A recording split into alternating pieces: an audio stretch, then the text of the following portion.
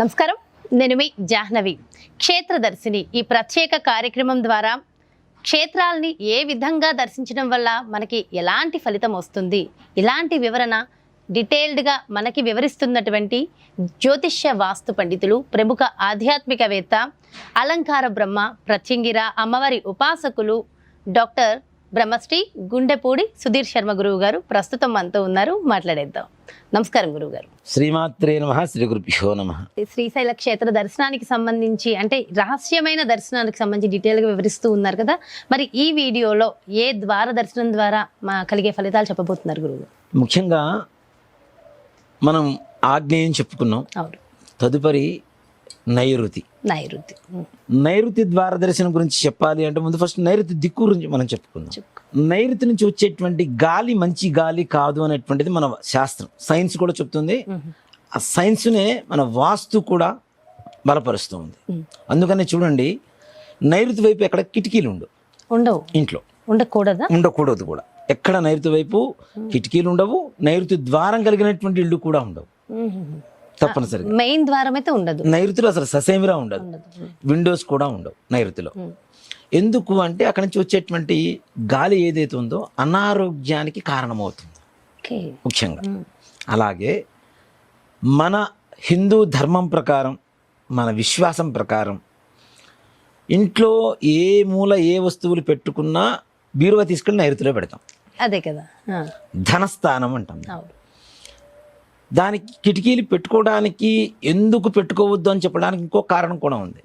ఇప్పుడు లక్ష్మీదేవిని లోపలికి పిలుస్తాం కానీ బయటికి వెళ్ళే ఛాన్స్ అయితే ఇవ్వం కదా. అందుకనే నైరుతి వైపు ఎక్కడ కిటికీలు కానీ డోర్స్ కానీ పెట్టాం అనేటువంటిది ఒక విశ్వాసం. తప్పనిసరిగా లక్ష్మీదేవి వచ్చేసింది, లాక్ చేసి లోపల పెట్టేసుకుంటాం అంతే. ఆవిడ అక్కడి నుంచి కదలనివ్వం కదా. స్థిర లక్ష్మీ యోగ్యత వల సిద్ధ్యర్థం చెప్పి మనం ప్రతి ఒక్క పూజలు చెప్పుకుంటూ ఉంటాం. అంటే లక్ష్మీదేవిని అక్కడ నివాసం ఉంచడం కోసమని నైరుతి మూల ధన పిశాచ యోగం అంటారు, ధన పిశాచ స్థానం అంటారు, ధనస్థానం అంటారు, పంట స్థానం కూడా. పంట ఏదైతే ఉంటుందో అది కూడాను ఎక్కువగా మనం నైరుతిలోనే పెడుతూ ఉంటాం. స్టోర్ రూమ్స్ ఉంటాయి చూడండి, అవి నైరుతిలోనే ఉంటాయి. పూర్వకాలంలో తప్పనిసరిగా, ఇప్పుడు అదే స్టోర్ రూమ్లోనే పెద్ద పెద్ద భోషాణాలను పెట్టెలను ఉండేవి కాబట్టి దాంట్లో బంగారాలు, వెండి ఇవన్నీ పెట్టేసేవాళ్ళు. ఇప్పుడు అవన్నీ లేవు కాబట్టి బీరువా మనం తప్పనిసరిగా నైరుతి మూలలో పెడుతూ ఉంటాం. పంటకు సంబంధించినటువంటి ఒక దిక్కు అది, ఒక మాట చెప్పాలి అంటే నైరుతి అనేటువంటిది. పంట అంటే ఏంటి? అన్నీ పంటలే. ధనము ఒక పంటే, సిరుల పంట అని చెప్తుంటాం కదా, అలానే ధనం కూడా ఒక ఇది. నైరుతి ద్వారము అంటే శ్రీశైలానికి సోమశిల అనేటువంటి ఒక ఇది. ఇప్పుడు మనకి చాలా బాగా తెలిసినటువంటి సోమశిల ప్రాజెక్టు కూడా, మనకి కృష్ణానది ప్రాజెక్ట్ ఏదైతే ఉందో సోమశిల ప్రాజెక్ట్ కూడా కడుతున్నారు. ఇప్పుడు నిజంగా టూరిజం ప్లేస్ అయిపోయింది అది. ప్రతి ఒక్కరు కూడా వీకెండ్ లో వెళ్ళేసి చూసేసి వస్తున్నారు మనకి తప్పనిసరిగా. సోమశిలలో ఈశ్వర ఆలయం చాలా ప్రధానమైనటువంటి ఆలయం. చోళరాజుల క్రితం నుంచి కూడాను ఆ యొక్క దేవాలయాన్ని అభివృద్ధి చేస్తూ చోళరాజుల సమయంలోకి వచ్చేసరికి దాని శిఖర ప్రతిష్ఠ జరగడం అనేది జరిగింది. అంటే కొన్ని వేల సంవత్సరాల క్రితం దేవాలయం అది కూడా. ఇప్పుడు శ్రీశైలం చుట్టూ ఉండేటువంటి దేవాలయాలు అంటే శ్రీశైలంతో సమానమైనటువంటి పురాతనమైనటువంటి దేవాలయాలు ఇవన్నీ కూడా, అష్టదిక్పాలకులు కాబట్టి. ఈ సోమశిల అనేటువంటి దాంట్లో ఇంకొక అర్థం కూడా ఉందమ్మా. శిల అంటే రాయి, సోముడు అంటే ఎవరు? చంద్రుడు. సోమవారం అని పిలుస్తాం కదా, సోమవారానికి అధిపతి ఎవరు? చంద్రుడు కదా. కాకపోతే సోమవారం అనగానే మనకి శివుడు గుర్తొస్తాడు. కానీ సోమవారం ఎందుకు ఇష్టము అంటే చంద్రుడికి ఇష్టం కాబట్టి. ఆయన చంద్రవంకనే ఆభరణంగా పెట్టుకున్నారు కదా, శిరస్సును దాల్చారు కదా. కాబట్టి సోమశిల తెల్లటి వర్ణం కలిగినటువంటి శిలలతో తయారు చేసినటువంటి దేవాలయం. ఇప్పుడు అన్ని చోట్ల నల్లరాయి చూస్తుంటాం మనం, చాలా చోట్ల కూడా. కానీ సోమశిలలో ఎక్కువగా తెల్లరాయితో వాడారు. అది కూడా ఎలా ఉంటుందంటే గోధుమ వర్ణంలో, గోధుమ రంగులు, గోధుమ పిండి వర్ణం ఉంటుంది కదా, అటు తెలుపు కాదు అటు మరీ ఎరుపు కాదు, ఒక మిక్స్డ్ వైట్ అంటాం కదా మనం, క్రీమ్ వైట్. ఆ క్రీమ్ వైట్ స్టోన్స్తో కట్టారు కాబట్టి సోమశిల అని చెప్పి పిలుస్తారు ఆ సోమశిల ఊరిని. అక్కడ ఆ శివాలయ దర్శనం చేసుకుంటే ఎవరికైతే రైతులకి పంటలు పండటం లేదో వాళ్ళకి పంటలు మంచిగా రావడం కోసం, అలాగే ఎవరైతే ఇంట్లో ధనం నిల్వ ఉండడం లేదో, ఇప్పుడు సంపాదిస్తూ ఉంటారు, ఎటు ఖర్చు అయిపోతుందో తెలియదు, వస్తుంది చూడడానికి ఏమో లక్షలు లక్షలు లక్షలు వస్తాయి. నలుగురు సంపాదిస్తారు, నలుగురు 4 లక్షలు వచ్చినా కూడా కనీసం 2 లక్షలు ఖర్చు అయితే 2 లక్షలు మిగిలాలి. 4 లక్షలు మిగలవు. ఇంకా వీళ్ళు అప్పులు చేసేటువంటి పరిస్థితుల్లో కూడా వెళ్ళిపోతూ ఉంటారు. కరెక్ట్. చూసే జనాలకేమో వీళ్ళకంటే 4 లక్షలు వస్తాయి అనుకుంటున్నారు చాలా మంది. అది ఒక నరఘోష కూడా ఒక విధంగా చెప్పాలి అండి.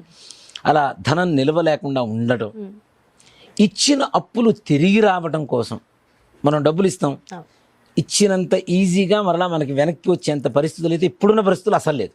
బ్యాంకులకి ఎగ్గొడుతున్నారు, మనుషులకి ఎంత ఎన్ని లాలు ఎన్ని చట్టాలు, ఎన్ని చట్టాలు ఉన్నా తప్పించుకోవడానికి అన్ని మార్గాలు ఉన్నాయి.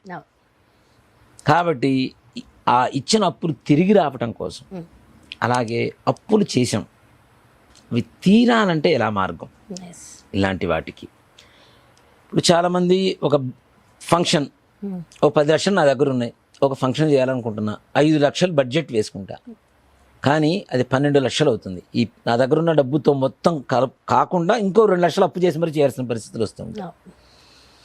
అది అత్యుత్సాహం అంటాం కదా, ఆ రకమైనటువంటి ఆలోచన విధానం. అంటే తొందరగా టెంప్ట్ అయిపోయి ఎదురు వాళ్ళు అలా చేశారు, మనం ఇలా చేద్దాం, ఇంకాస్త ఇలా చేద్దాం. ఇప్పుడు మండపం కట్టే అంతే, ఇప్పుడు మండపం కట్టేవాడు వస్తారు, సార్ వాళ్ళ ఇంట్లో ఇట్లా కట్టాను సార్, మీ ఇంట్లో ఇట్లా కట్టాను సార్, సూపర్ ఉంటుంది సార్.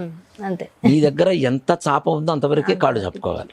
అలాంటివి టెంప్ట్ అవుతూ కూడా అనవసరమైనటువంటి ఖర్చులు పెడుతూ అప్పులు అవ్వటం, చివరికి మనం తాకట్టు పెడుతుంటారు. బంగారం కానీ, భూములు కానీ, ఇళ్ళు కానీ. ఓ మాట చెప్పాలంటే ఇప్పుడు తీసుకునేటువంటి ప్రతి ఇల్లు తాకట్టే కదా, లోన్లో తీసుకోవడమే కదా, కాబట్టి అది కూడా తాకట్టే. ఈఎంఐ కట్టుకుంటే రావాల్సింది 2 నెలలు కట్టకపోతే వాడి దగ్గర నుంచి వార్నింగ్ వచ్చేస్తుంటుంది బ్యాంక్ దగ్గర నుంచి. సో ఇలాంటి సమస్యలతో బాధపడుతున్నటువంటి వాళ్ళందరికీ కూడాను ఈ సోమశిల మార్గం ద్వారా నైరుతి ద్వారంలోంచి ప్రవేశం చేస్తే ధనపరమైనటువంటి, ఆర్థికపరమైనటువంటి సకల సమస్యలు తొలగిపోతాయి. సకల సమస్యలు, ఏ రకమైనటువంటి సమస్య ఉండదు వారికి.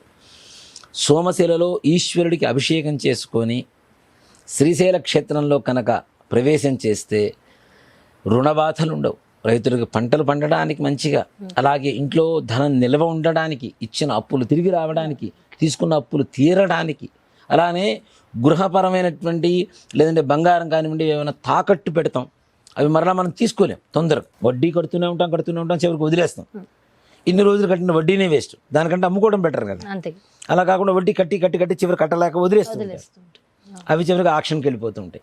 అలాంటి పరిస్థితి రాకుండా మన బంగారం ఏదైనా అవసరం కొద్దీ మనం ఎక్కడైనా తాకట్టు పెట్టుకున్నా, దానికి హిందీ నేర్పించినా తీసుకెళ్ళి మరలా మన తెలుగు మన మాతృభాషలోకి రావాలి అంటే తప్పనిసరిగా ఈ నైరుతిలో ఉండేటువంటి సోమశిల క్షేత్రాన్ని సందర్శించి అక్కడి నుంచి శ్రీశైల సందర్శనం చేస్తే తప్పనిసరిగా ఈ సమస్యల నుంచి బయటపడటానికి మంచి మార్గం.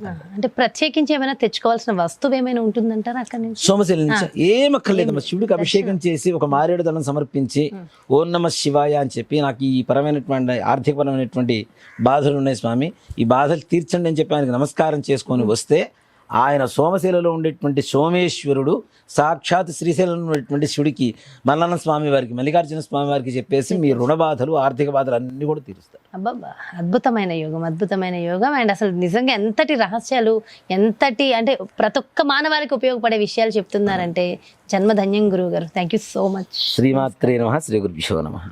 అదండి, చూసారు కదా, మరి నైరుతి దిశగా శ్రీశైల క్షేత్ర రహస్యానికి సంబంధించిన వివరాలు ఎంతో చక్కగా వివరించారు కదా గురువు గారు. సో ప్రతి ఒక్కరూ కూడా ఎవరెవరైతే ఆర్థికంగా ఇబ్బందులు పడుతున్నారో, బంగారం తాకట్టులో ఉండి బాధపడుతున్నారో, ఇంత బంగారం కూడా పెట్టుకోలేకపోతున్నానని అనుకునే ప్రతి ఒక్కళ్ళకి కూడా మరి అద్భుతమైన యోగం, లక్ష్మీ కటాక్షం సిద్ధించాలి అంటే శ్రీశైల శిఖర దర్శనం నైరుతి దిశగా ఎలా చేసుకోవాలి డీటెయిల్గా ఎక్స్ప్లెయిన్ చేశారు కదా.